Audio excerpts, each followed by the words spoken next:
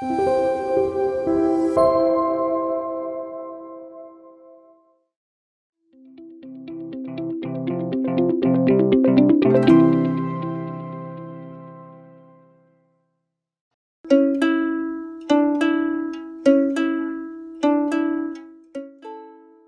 가베올은요, 그래서 작년 10월 30일에 개장을 했어요, 이 식당을. 네. 그래서 이제 저희의 모든 음식에는 토종이 주재료 또는 부재료로 다 들어가요.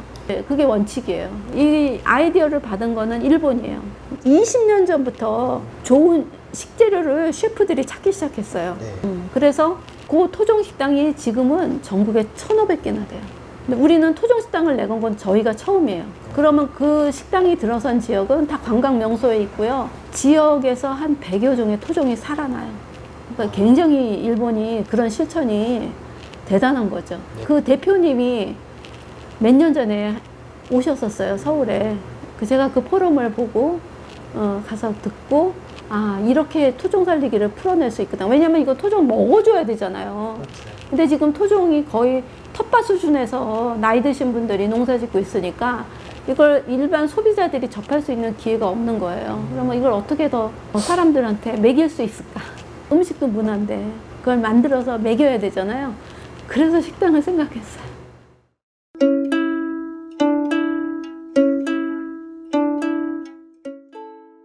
이화여대 한국여성연구원에서 이제 연구교수로 있었고, 문체부에 2009년 양성평등 지역문화 확산 사업이라는 게 있었어요. 각 지역의 여성들이 어떤 문화 콘텐츠를 만드는 거예요.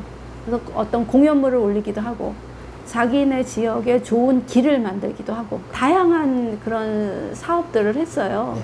그 프로젝트에 제가 연구 책임자였고요. 그래서 그때 전국에 한 8, 9개 지역을 돌아다니면서 컨설팅 해주는 게 제 역할이었거든요. 그런 지역 중에 하나가 강진이었어요.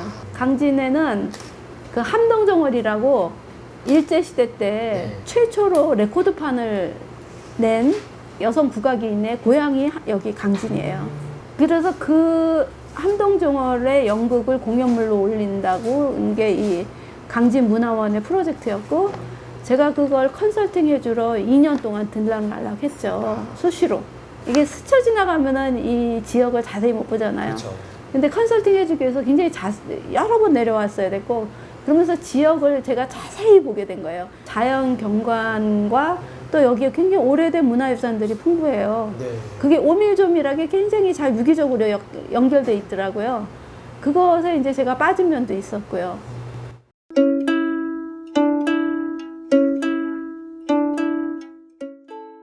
제가 이 식당을 열기 전에 한 2, 3년을 생산자들을 많이 찾아다녔어요.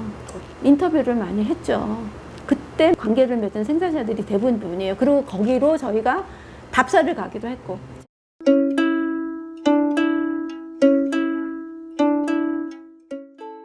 비건을 막 절대적으로 주장해서라기보다 토종을 살리다 보니까 그게 비건 문화가 되더라고요. 하다 보니까 우리가 거의 음식이 비건이에요. 다만 비건 아닌 게 뭐냐면 액젓을 쓰는 게, 이 강진 액젓이 참 맛있거든요. 그래서 그 액젓을 넣는 게 참 맛있어요. 그리고 이 지역 사람들하고도 그 자원을 같이 활용해 주는 것들이 필요하잖아요. 그래서 절대 비건은 아니고요. 해산물 정도? 근데 육고기는 안 쓰죠. 비건 청년들이 음식을 구매한다 그러면 들깨탕에 액젓을 넣지 않은 그냥 다시마로 육수낸 그걸 보내주죠.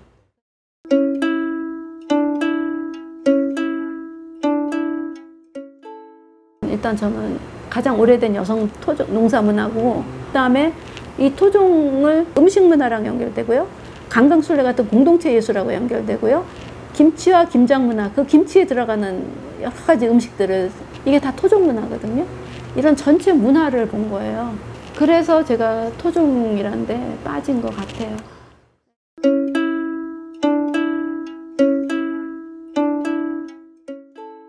토종 씨앗의 가치는 일단 우리 농민 주권이 되죠. 종자 주권이죠.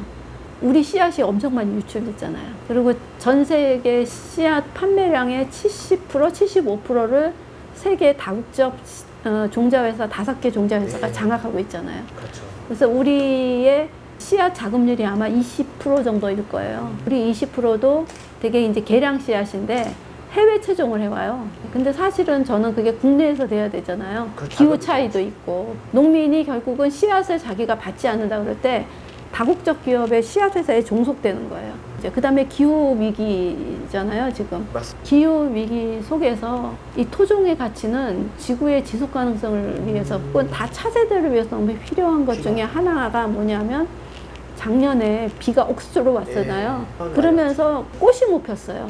꽃이 펴야지 열매가 맺고 씨가 맺잖아요. 그렇죠. 우리 생산자들이 수백 킬로를 참깨를 생산하던 분이 딱 자기 씨앗만 겨우 건졌어요. 거기서 중요한 게 뭐냐면요. 작년에 토종을 한 줌을 건졌잖아요. 얘는 우기를 살아남은 참깨예요. 그게 토종 씨앗의 적응력이에요. 변화하는 기후 속에서 얘가 적응을 해요.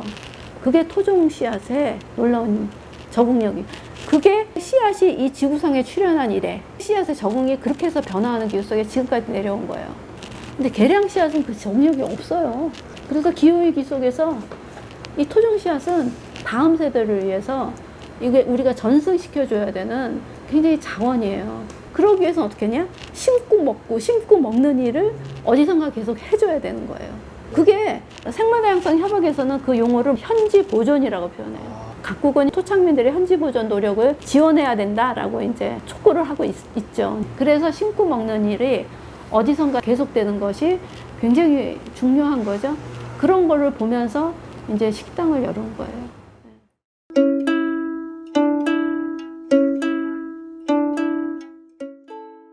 일단 어떻게든 이 식당을 잘 안착시키는 게 제일 중요하고요. 그리고 이제 코로나가 풀리면 답사 같은 걸 좀 더 활성화했으면 좋겠고요. 그래서 내년에는 텃밭 수업을 해볼까? 도시 텃밭. 그래서 그것을 토종 가지고 하는 이런 토종 씨앗을 심고 수확하는. 예, 수확하는. 모든 사람들이 텃밭을 갖기는 또 쉽지 않아요. 그래서 이걸 하면서 베란다 텃밭으로 해볼까?